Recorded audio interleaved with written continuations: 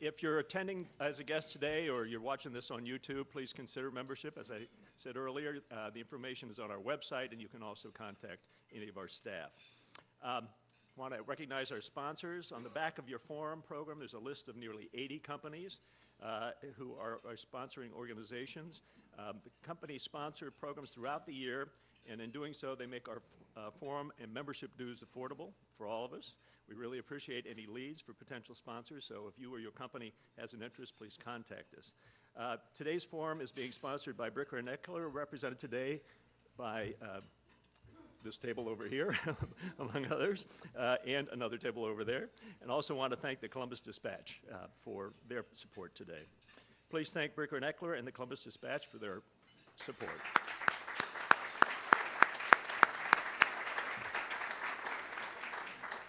The complete biographies, which are fairly lengthy, are in your forum program, so I'll provide just brief introductions.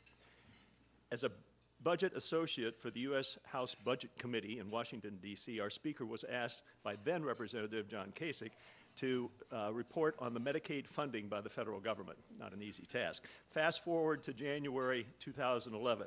Ohio Governor Kasich appointed him to direct the Office of Health Transformation for the state. Welcome, Greg Moody.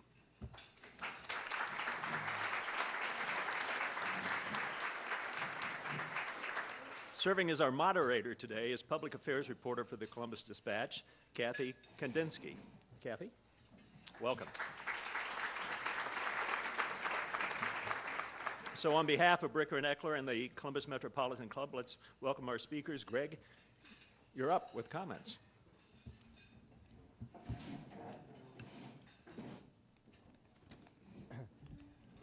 Thank you. I really appreciate the invitation to be here. For you all to create this opportunity to gather, and today our topic's health policy, but over time to cover the issues that are really, really important to Ohioans. Really happy, Kathy, that we're doing this together. Kathy is one of the reporters in the state who really takes the time to get into detail on health policy issues, and I think really does a service for all of us to inform us and to keep us accountable. So I'm glad to do this with you. I'm going to roughly follow a piece of paper that's on the tables, and I apologize. I'm going to actually use this to say thank you all for coming. I underestimated how many people would be here, but there's a handout on the tables that I'll roughly follow. Kathy and I were talking right before we came up here about how much has happened in this past year as it relates to health policy. And I'll zero in on some things the state's doing, but really health policy in the broad sense. There's a lot underway. And it's been an active year, but to me it feels like 20 years. And in fact, it's been 20 years, because the first assignment I had with John Kasich to start looking at that time, how Medicaid was affecting the federal budget was back in 1991. And, costs were going up too fast and things aren't coordinated. It's all exactly the same things we're struggling with today. In some respects, the problems are the same. But in that 20 years, I've never had as much optimism as I do right now that maybe we're able to do some things, take some actions that actually improve overall health system performance. And that's some of what I want to talk through with you. Oftentimes, I think we get stuck because problems are defined in a way that they're so complicated. How do you ever get at that? Or the politics aren't right, it's an election year, we've got to wait till next year. Or, hey, I've got the perfect policy. These things are often disconnected. Policy people fall in love with their policy idea, but it has no political future. Or it's not addressing an urgent demand, so it falls flat. What we've tried to do in Ohio recently is think of these things together. What political opportunity do we have? We have a new governor. We had a budget that was very difficult. We were $8 billion out of balance. We had no choice. We had to act. There was a political urgency to act. We matched that up with this focused attention on what is the problem we're facing. And again, this is the situation for healthcare generally. We overpay for what we get. Let me walk through that a little bit with you. In Ohio, we pay more per person for healthcare than residents in all but 17 states. But our health outcomes rank us down about 36. So we're paying for healthcare, but that's not translating into the best possible outcomes. So what is it in the system that's disconnected? For us, we really tried to focus on this idea that there are a few people who are very expensive. And this always surprises folks. About 4% of us account for more than half of all healthcare spending. So if you're going to improve services while also reducing costs, you've got to focus on who is that. And often what you find is they're expensive because the system itself broke down. It's a fragmented system. Providers aren't coordinated. We use paper instead of electronic medical records. So a lot of what we focused on is how do you start identifying policies that move you from a fragmented world to a better coordinated world, and particularly for individuals where you can do the most good, improve health outcomes, save money for who's paying the bill. So that's been our approach. On this side of the handout, this is basically the state of Ohio's current strategic plan on health policy. And I'm glad to answer questions on any detail on here. I'll mention a couple examples. We've seen this as a long-term project. So we focused first on modernizing our own Medicaid program. Now, Medicaid has become a mainstream health coverage program. Medicaid now covers 45% of all births in the state of Ohio. That really surprises people. So think about that. Almost half of all births are paid for by the Medicaid program. And remember, Medicaid is the state and federal program that provides coverage for people with low income. Another group that often becomes low income are our own family members who need long-term care, maybe need a nursing home. They've spent their own money, but now after a year or two in the nursing home, their income is low. They now qualify for Medicaid. 70% of all nursing home bills are paid for by Ohio's Medicaid program. So this is a mainstream health coverage program. We focused first on that because we had the most control. So again, fragmented system, how do we get things working together? Well, there were people who relied on our Medicaid program who also get Medicare because they're a senior or disabled, but that care is not coordinated. So we have a project to create one benefit for people who are duly eligible for Medicare and Medicaid and coordinate that care. Easier for them, and hopefully you root out duplication to save money for the folks who are paying those bills, American taxpayers. Another example, behavioral health, mental health services are often treated very separate from physical health care. We even have a whole separate system to do that, a county board of mental health system where somebody may be receiving those services but may or may not be connected into the physical health care they need. Or vice versa. You're at the emergency department, what you really need is mental health services. Are you receiving the referral to the services you need? So we have a project here called Health Homes for people with serious mental illness to get that together. All of that is in this Modernizing Medicaid category. What we're working on right now is in this second column, Streamlining Health and Human Services. This I think of as just getting our own house in order. We have complicated claims payment systems. We have an eligibility system that has 150 categories to determine if you're eligible for Medicaid. It is so complicated, you have to go down to a county office and sit through a very lengthy survey so a person can get down to question number 65 and say, you're eligible. We're trying to break that down into 3 categories. What is your income as a child? What is your income as an adult? What is your income as a person with a disability? If your income makes you eligible, you're in the program. You can automate that, and you can determine if a person is eligible for Medicaid as they're going into the hospital or as they're visiting their physician.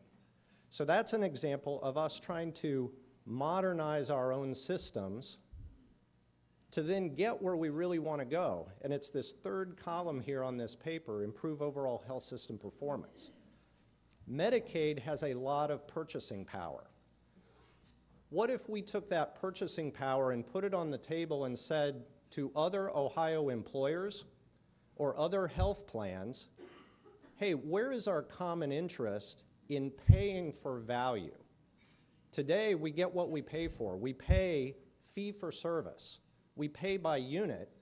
So what do you get? You get a whole lot of units, whether or not it's contributing to better health.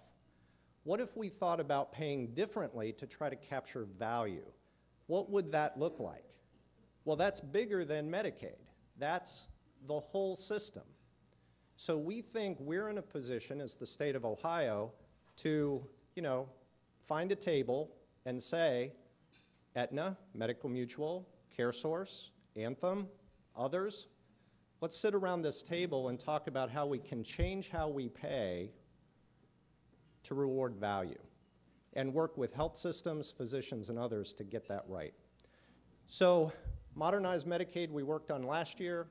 We're currently focused on streamlining our own housekeeping so we can get to a point as we go into this next year focused on payment reform. There's a lot more here. I could provide more examples, but maybe, Kathy, I'll let you walk us into some of those examples with your questions. Okay. Thank you.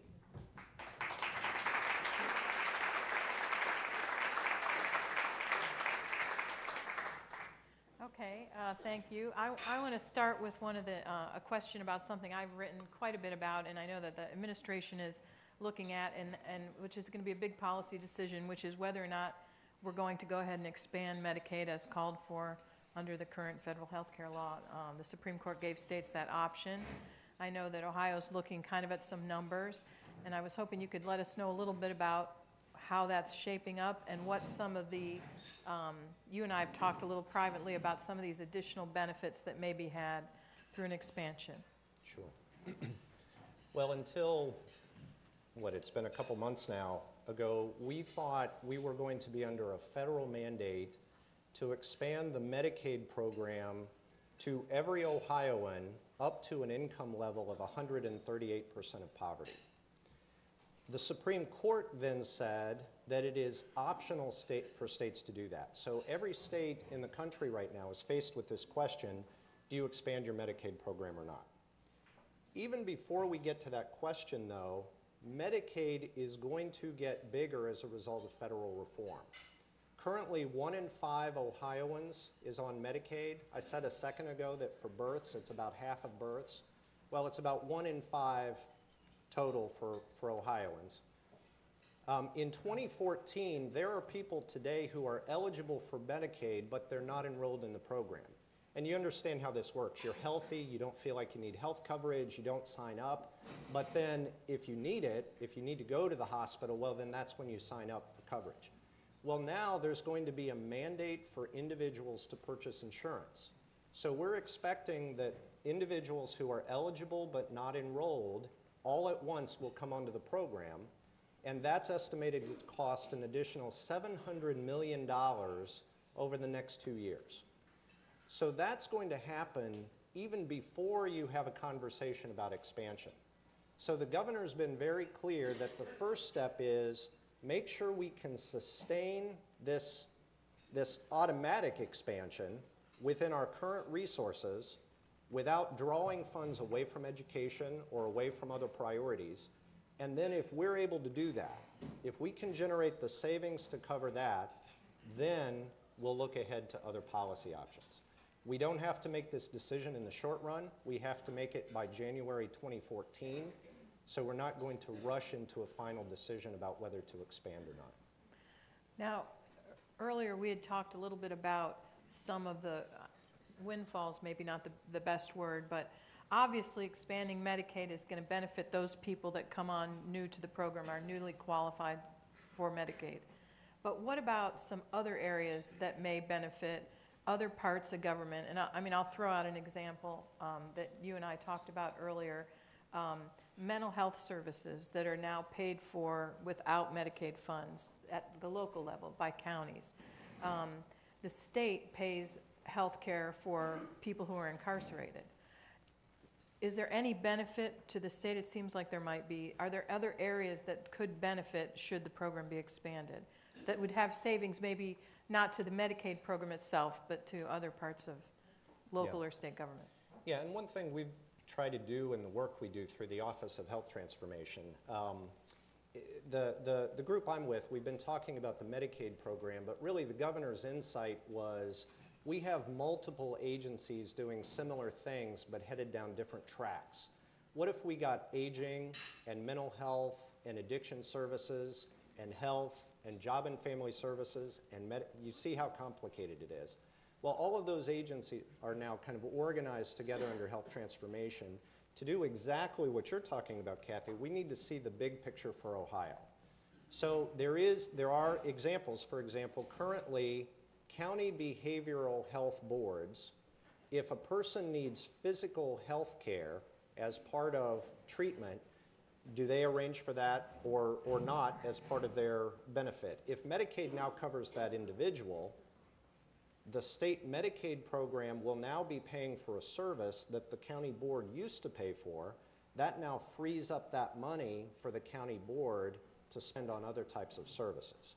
And we're trying to understand the full effect of what an expansion would do for Ohio. But again, and you know, trust me, and in fact, it's many of you in this room have been coming to us saying, here are the benefits of an expansion. Others of you have been saying, hey, we have very serious concerns about expanding this program now. What we're trying to do is listen to that and then think it through from a policy basis to be able to make a recommendation to the governor. Okay. Can't ignore the fact that we're going to be voting on the voting in November for a new president or to keep the current president. Can you kind of outline for us, as far as Medicaid goes, what are the big differences between these two?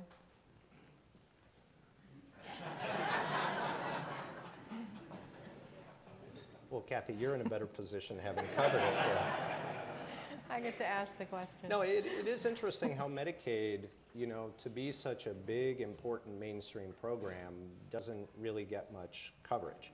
There's a conversation going on right now around Medicare. Who would do what to Medicare? There's not a lot of focus on Medicaid. Usually it comes up in the terms of federal budgeting. Would you block grant a program like Medicaid, or would you let it run the way it is currently? I'm expecting as we go along in the fall, some of those issues may come up. You know, I haven't heard a lot of conversation from the candidates on Medicaid really to be able to answer your question. What, as far as a block grant, because that we do hear talk about block grants, that the Republicans favor perhaps going to a block grant program. What, from your perspective, is what's beneficial about that, or what's not beneficial about that? How does that? Sure. You know, I wrote up a block grant proposal in 1992 on the House Budget Committee. So partly for state policymakers with the federal process, it's a little bit of, I'll believe it when I see it.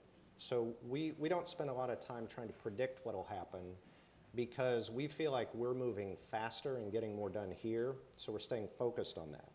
But to answer your question, the basic idea of a block grant is take this money you would have spent otherwise, and now you have greater control of how you spend it. We're going to somehow limit how much more is spent in the future, but with you having more flexibility, can you make the changes you need to live within that block granted budget? You can see the devil's in the details there. So if you truly have flexibility to change, is it worth it then to take on the risk of a set amount of money to manage the program? If those resources aren't set at the right level, well, then you may be in a situation, if you can't achieve savings, that you're not able to meet the demand for services.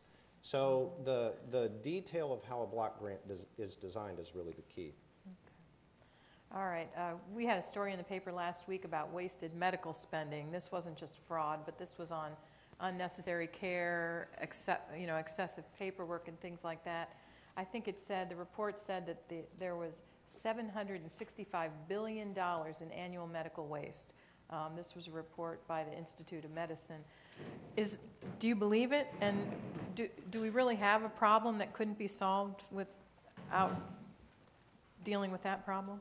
Yeah, I actually do believe that, and I do believe our problem is not that there's not enough money in the system. There is a lot of money in the system. There is twice as much money in our healthcare system per person than in any other industrialized country. So lack of money is not the problem. It's that we spend on things that may or may not be improving health. And really, what I liked about the report you're talking about is normally a lot gets clustered as fraud and abuse. And it sounds like somebody is intentionally doing wrong. And that's not really where the waste is. The waste is we've designed a system with bizarre incentives. You know, well, do I need that x-ray or not? Well, I'm going to do it because it's a unit of service and I'm going to get paid for it.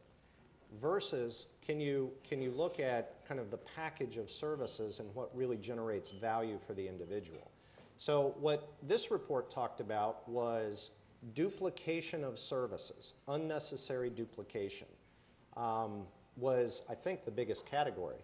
And then actual fraud, intentionally trying to trick the system, was down at about 4, 5, or 6 on the list. There's a lot that's built in that's wasteful, and that's where I think we have an opportunity through better coordination to provide a better service, less expensively. You know, that's the magical combination in policy making. Spend less and get a better product. There are very few opportunities in policy work to be able to do that. Have you had an opportunity from where you sit to see some things that just really drive you nuts?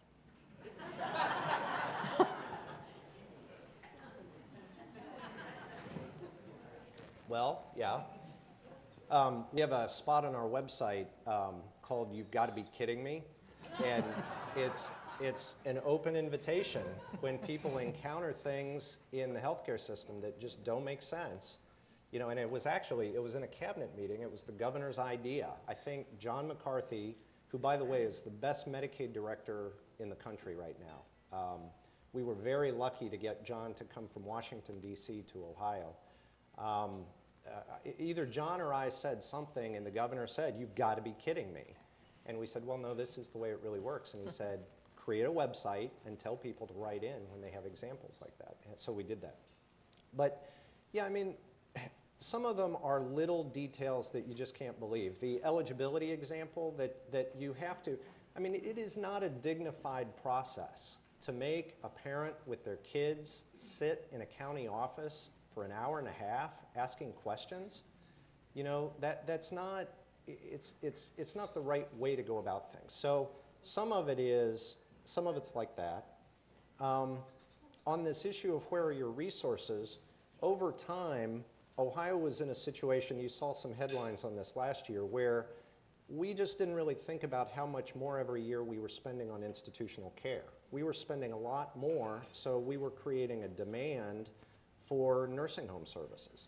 And in the last budget, we took that on and said, if we can pull some of those resources out of there, let's move them over here to home and community-based options that help people stay in their home longer. They prefer that. It's less expensive. So here's this magical dynamic, right? This year, we're serving 12,000 more people in home and community-based settings because we were able to hold the line on the nursing home rate. So that's the kind of bigger picture. If you can extract value here to meet demand here, those are the ones that drive me nuts. When I see that we're spending money here, and if we could get it over here, people prefer it, and we can save taxpayer dollars. Well, let's talk about the nursing homes. The administration has an initiative where 10% of the payment to nursing homes for Medicaid services is now tied to the nursing homes meeting certain criteria. Tell me a little bit about that, and how's that working? What's your goal there? It sounds like these are pretty connected. Yeah, they are connected, and we thought of it as kind of part one, part two. Part one was get a handle on the rate and kind of realign those resources. But then for what we're spending within the facility, it's actually one of the most aggressive programs in the country. Normally, when you take a portion of a provider's rate and link it to performance, it's 1%, 2%, 3%. We took 5% of the nursing facility rate and linked it to performance on 20 quality measures. Now, to reach agreement through the political process, right, that's a great policy, but there was real political resistance. We had to set the measures at a level that I would call introductory. So now for the next budget, we're really thinking about, okay, can we tighten up those measures a little bit? Make it harder. Make them harder. Make them harder, and really make more of the rate at risk to show you're on a continuous basis improving performance. Now, do you envision... And by the way, we would take that to every provider. That was my question. Do you envision using that kind of a structure with other providers, physicians, hospital, you know, there's all kinds of other providers. Would that work in other situations?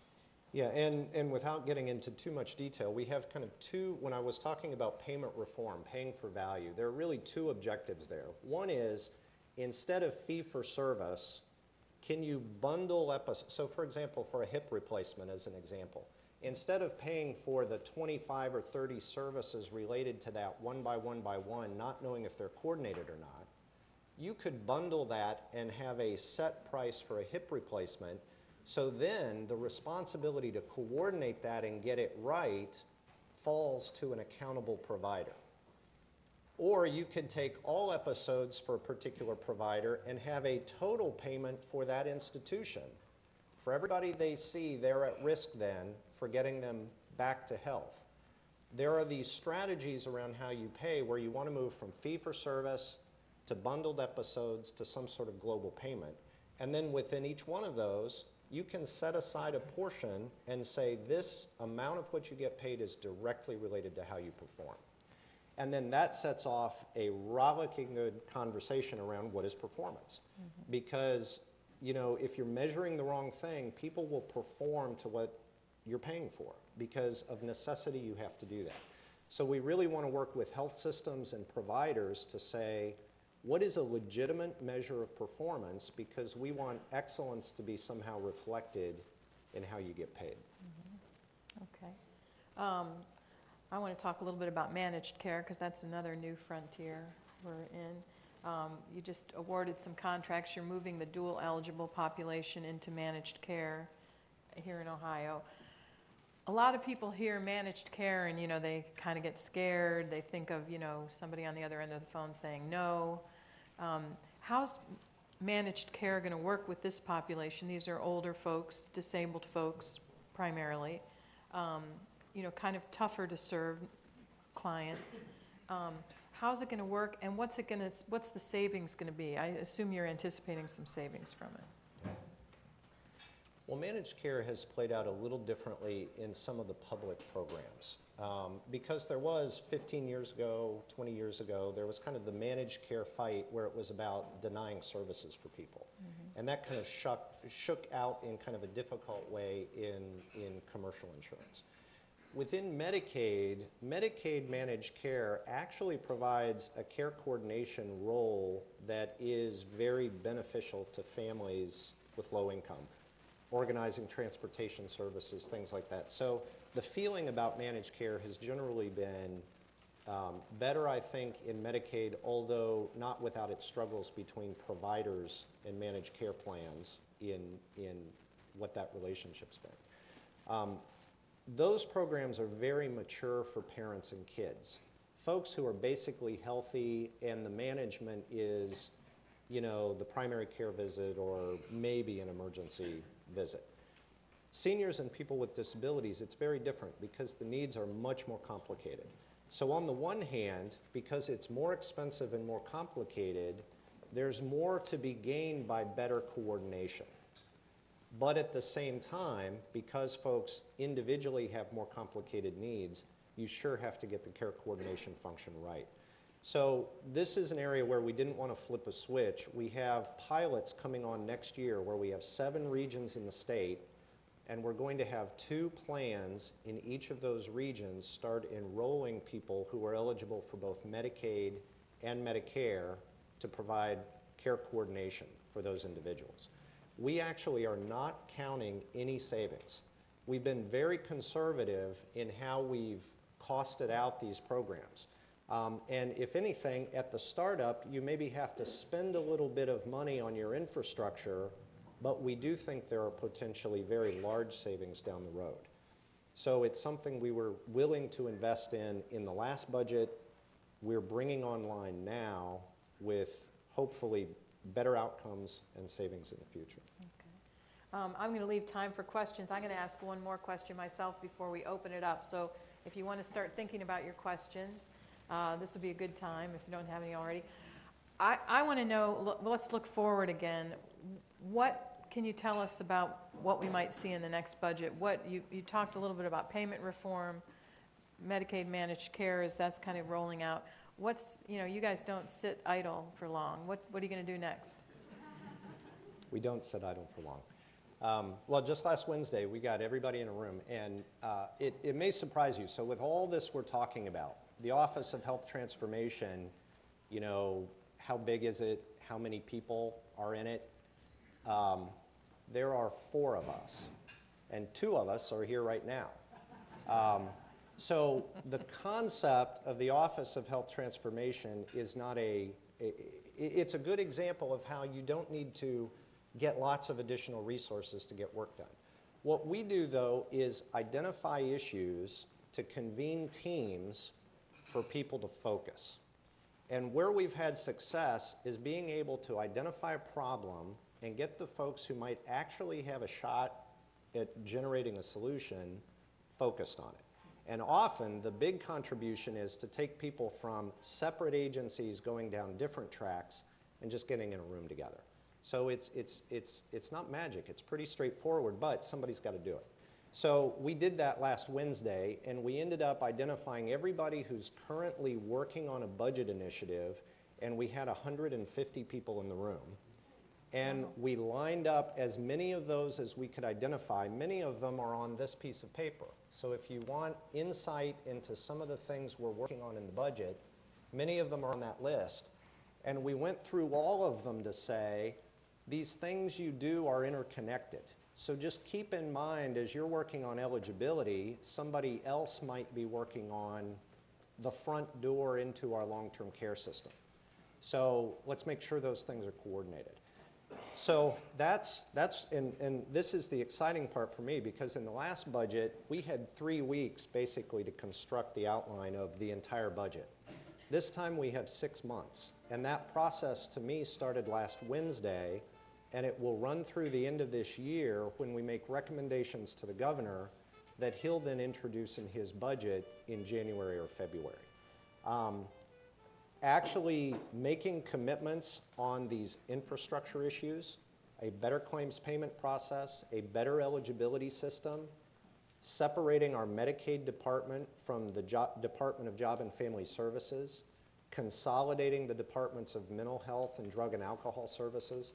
All of these things we're focused on right now, getting right for the budget. The other thing I'll mention is, and we haven't really said this yet, but on September 24, we're going to be applying for a federal grant. It's called a State Model Innovation Grant, and it is resources to design a process to actually achieve significant payment reform. So we're going to be joining with others. Many of you are in the room, and I've reached out to over the past week to say, okay, we're now ready to get serious about payment reform. We're going to use this federal grant as the catalyst to bring people together, but whether or not we get the grant, for the next year, we're going to be focused on payment reform, and that's the big thing that's coming. Okay. Well, I want to let some other folks ask some questions, so if you have any questions, you can come to the microphones and just introduce yourself and your affiliation if you care, and fire away. Sir? Hi, good afternoon. My name is Scott Davis. I'm with Bricker and Eckle. I'm also board chair for Directions for Youth and Families, a behavioral health nonprofit here in Central Ohio. We receive a lot of our funding through Medicaid. We service a lot of children that are eligible, who are Medicaid eligible, and that funding comes through the ADAM boards primarily. And I'm just curious as to your plans as how the ADAM boards fit into your strategic outlook and where they fit as far as funding, whether funding will come through the state still or through the ADAM boards. Yeah. You know, Ohio, we forget that Ohio is very unique in how we're organized to provide government, because we do have a very strong county-based system. And there are only 8 or 9 states that really rely on county-administered systems the way Ohio does. So it's a little different. The key thing in the mental health system is, because Medicaid spending was consuming more and more of budgets every year, local levies were being stretched thin because all of those local levy dollars were going just to cover Medicaid, and less was available to cover anything else. We made a decision in the last budget to take the responsibility for Medicaid match from the counties to the state. We called that elevating that responsibility to the state. So now those levy dollars are freed up for non-Medicaid services. So partly the key decision there was, instead of having this split accountability, are the counties responsible or is the state, we can now say the state is accountable for Medicaid, the counties are accountable for everything non-Medicaid. And it just clarifies that relationship.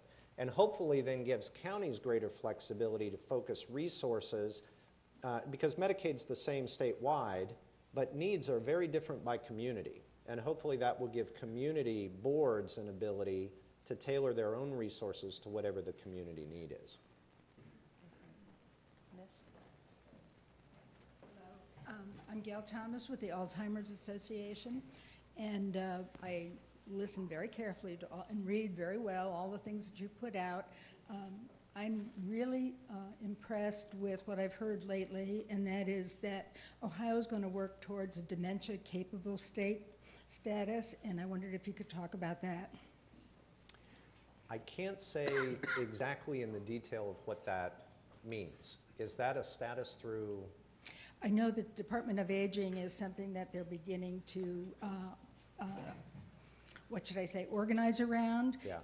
The outcome obviously being that Ohio will recognize dementia diseases and work towards making sure that all of the entities that provide health care or other services are dementia capable. Okay, thank you. I'll talk to Bonnie Cantor-Berman Yes. about that. Yes, no, I just wanted to put it out there because that's a very forward Yeah. looking way to handle it. No, I appreciate your mentioning it. You know, I mentioned John McCarthy. I'll also mention Bonnie. I could mention every one of the directors in this group. Bonnie Cantor-Berman was the director of a national program called the Pioneer Network that was really focused on shifting facilities from a facility-centric viewpoint to a person-centered viewpoint, and particularly working on regulations that reflect what residents desire, not how long is the hallway, how high is the mirror, kind of those things we used to regulate in particularly nursing homes.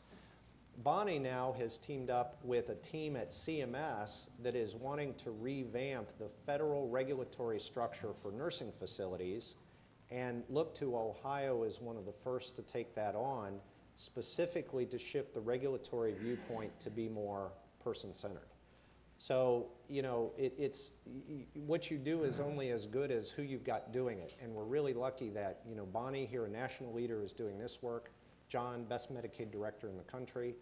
Right down the line, we have a great team. Good afternoon. I'm Katie Oatsfall, and I'm here this afternoon on behalf of Star Columbus, Hannah Neal Center. And my question is really around health homes. So we've watched states like New York that have technically implemented health homes, not really do anything significant to change services. And here in Ohio, as we begin to implement health homes, and have already in Franklin County asked organizations to submit a letter of intent around health homes, how are we going to ensure that we roll out and implement so that people who need the services are getting them around the health home idea? Yeah. Yeah, I mean, there are a couple things in what you said there. One is the benefit package complete? When you think of what an individual needs for behavioral health and physical health, is there an entity who's in a position to be able to coordinate both of those? So there has to be a source of payment for the benefit. And the starting point is we have the Medicaid behavioral health benefit and the Medicaid physical health benefit. All of that's available. What we're paying for extra in the health home is the care coordination function. So we're actually creating an additional payment for folks who try to get those things together. And what we're hoping is we learn then from the health homes themselves, hey, we're trying, but we're missing this service, so we're not able to actually get people what they need. So then we'll modify the benefit package to be able to create a complete benefit through the health home. Right now it's, good luck. There's a behavioral health benefit and there's a physical health benefit. If you have a provider who coordinates that, that is fantastic. But too often, folks are just too busy, so that coordination doesn't occur. So it's specifically the connection we're looking for now in the health home, so then we can build out a complete benefit. My name is Al Gobble, and I'm the leader of a progressive organization, Blue Dublin. I appreciate what you said. I agree with almost everything you said. I'd like to have you discuss some medically related programs. Three of them are ones that President Obama has financed with stimulus money. One is to have real-time medical records which prevent errors and redundancy and really limit the grounds for malpractice lawsuits. Another one is the evaluation of drugs that are similar, both branded and generic. And the other thing is the minimum standard of care. The minimum standard of care, which is being developed, and it's not developed yet, would take away would help prevent errors and would also help to prevent lawsuits. The other thing is, would you just say briefly what your feeling is about the Patient Protection and Affordable Care Act? Yeah, start with that. Start? Because I didn't answer that when you asked me. Well, the Affordable Care Act it's a complicated piece of legislation. There was a lot in there. In some areas, it picked up what states had been working on for many years and were experimenting with. So, for example, coordinating care for Medicare, Medicaid dual eligibles is something states had wanted to do. It was the authority to do it was picked up and put in the Affordable Care Act, and now Ohio is acting on that authority to create our demonstration program. So there are aspects of the Affordable Care Act that Ohio is, currently aggressively making use of. However, a lot of the personality of the Affordable, from a policy standpoint, the frustrating thing to me about the Affordable Care Act is it really did primarily focus on coverage and getting people into a system that in many ways is not really working as well as it should be. So for us here in Ohio, we focused as much as we could first on this idea of get the system working better so then we can get people access to a better functioning system. There's still not an answer to the question in there. On some of these items you mentioned, each of these in some form were reflected in the Affordable Care Act. They represent what I think of as kind of enabling activities to system performance. So clearly, if everybody had an electronic medical record and was using it not just as a data repository, but actually to make decisions, to flag if you have somebody with diabetes and did they get the right test at the right time, and or when the person went to the emergency room, the primary care physician is immediately flagged so they know that and they can intervene in that situation. That's the kind of thing we need better tools, and the electronic version of health records are really one of the most powerful tools we have. Through our Medicaid program, we have something called a meaningful use payment. So for hospitals and doctors that convert to an electronic environment, we actually provide some payment through Medicaid. Medicare does the same thing. So we're trying to stimulate movement in that direction. You know, in terms of evidence around RX, evidence around minimum standards of care, it goes back to this issue of if we want to pay for value, what has value? And there are kind of two components of value. What is the price you pay, and what is the quality of the service you receive? What is the outcome? So I would be willing to pay more if I could get a better outcome. The ideal version is saving money and generating a better outcome, and there are ways to do that. There are certain over-prescribing, for example, that less of that saves money and it results in better health outcomes. The key to that is, how do you measure it? And we're only now getting to a point where folks are really understanding that to pay for value, you do have to somehow measure not more than we're measuring today. You have to focus in a way on the measures that really count. And I think over the next few years there'll be a process, and maybe it is the two programs you mentioned, maybe it's something else. It's going to be whatever people figure out is a way to measure to then correlate that to paying for value. Okay, thank you. Sir. My name is Mark Matson. I employ about 140 people in an engineering firm. And for 20 years have been involved in the process of negotiating with insurance carriers for health care.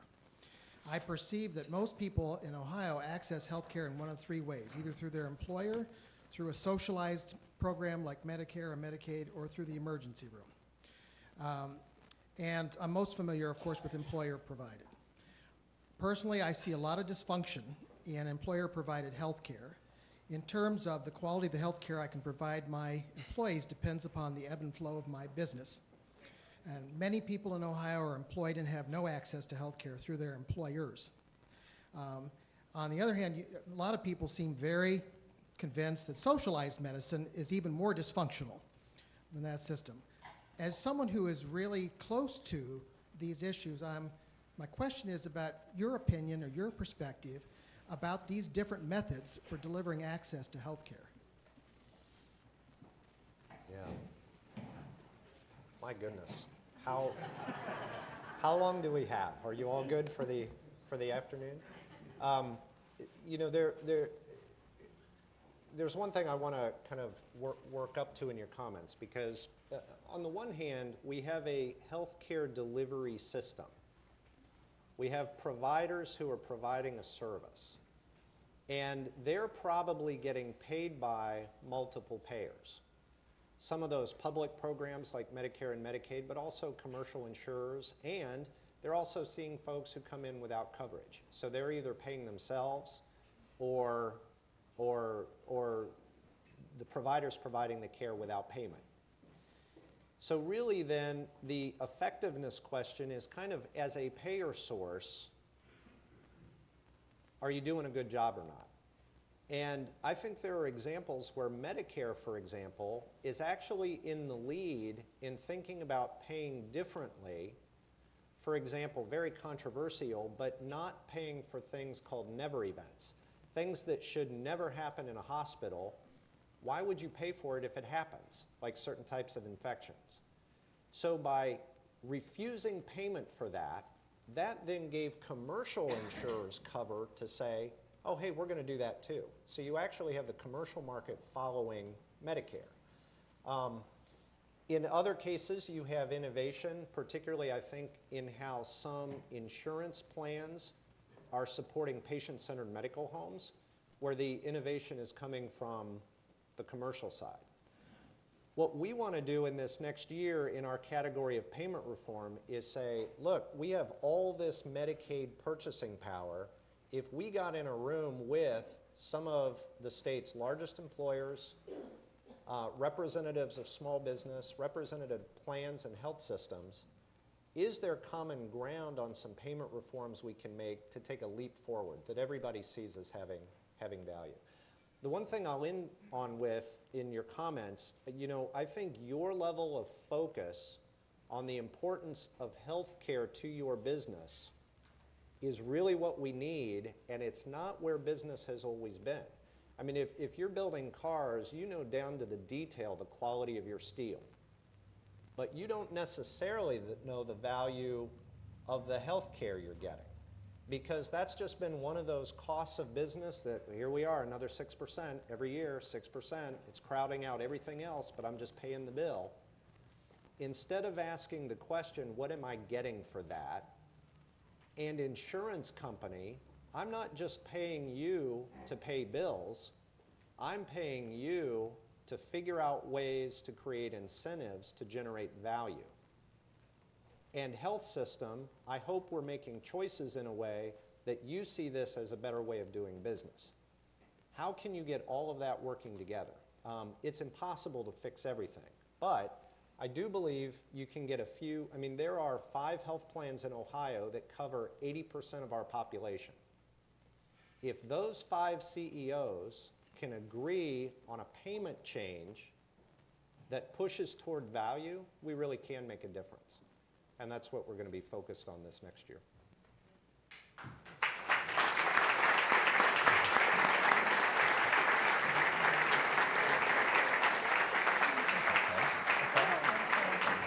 Thank you, Greg. I think as a member of the healthcare bar myself, and there are a few others of us here, it's comforting to know that we have somebody who has, I'll mix my metaphors, been toiling in the vineyards long enough to see the forest for the trees.